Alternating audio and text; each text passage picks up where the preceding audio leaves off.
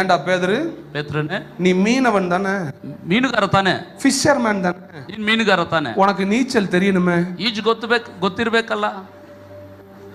அண்ணா சரிதானே? Excuse me Peter, ಪೀಟ್ರೆ you know you are a fisherman, so you must know swimming. ಈಜು ಗೊತ್ತಿರ್ಬೇಕಲ್ಲ ನಿನಗೆ. ஆனா அவனுக்கு ஒரு தைரியம். ಆದ್ರೆ ಅವನಿಗೊಂದು ಧೈರ್ಯ. அவர் என்னை நடக்க சொன்னார்னா ಆತ ನಡಿಲಿಕ್ಕೆ ಹೇಳಿದಾದ என் திறமையை யூஸ் பண்ணி நான் ஸ்விம் பண்ண வேண்டிய அவசியமே இல்ல. ಸಾಮರ್ಥ್ಯ ಉಪಯೋಗಿಸಬೇಕು, ಈಜಾಡಬೇಕಾಗಿ. என்னைய முங்க விடாம வந்து தூக்குவார்னு பேதுருக்கு நல்லாவே ನನ್ನ ಮೇಲೆ ಕೆತ್ತುತ್ತಾನೆ ಎಂಬುದಾಗಿ ಗೊತ್ತಿತ್ತು.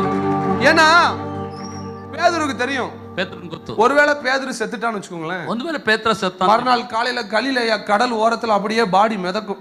ಗಲಿಲಾಯ ಸಮುದ್ರ ತೀರದಲ್ಲಿ ಬಾಡಿ ನೇತಾಡ್ತಾರೆ. பியானோ வாசி தம்பி. ரைட். கலிலேயா கடல் ஓரத்துல பேதுரோட பாடி மிதக்கும். ಪೇತ್ರನ ದೇಹ ತೇಲಾಡ್ತಿತ್ತು. எல்லாரும் என்ன சொல்லுவாங்க, ಏನ್ ಹೇಳ್ತಿದ್ರು? யார் பாடி பாது? ಯಾರು ಶವಪ್ಪ ಅದು?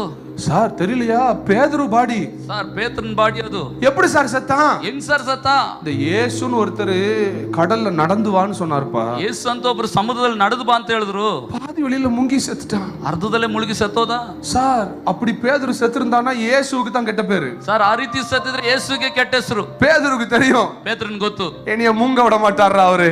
ನನ್ನನ್ನು ಮುಳುಗಿಸು ಕೊಡಿ. எனக்கு நீச்சல் தெரிஞ்சாலும் நான் ஒண்ணே அசைக்க மாட்டேன். ಈಜು ಗೊತ್ತಿದ್ರು ನಾನು ಕದಲೋದು. இப்ப சொல்றேன், ஊழியம் செய்யற யாராவது இருந்தீங்க நான் சொல்றேன், ಸೇವೆ ಮಾಡೋರು ಯಾರಾದ್ರೂ உங்களை அழைச்சிட்டாருன்னா ನಿಮ್ಮನ್ನು ಕರೆದಿರೋದಾದ್ರೆ உங்க சொந்த பலன் தேவையே இல்ல, ಸ್ವಂತ ಬಲ ಬೇಕಾಗಿಲ್ಲ. கடைசி வரைக்கும் பாதுகாப்பாரு. ಕೊನೆವರೆಗೂ ನೋಡ್ಕೊಳ್ತಾನೆ.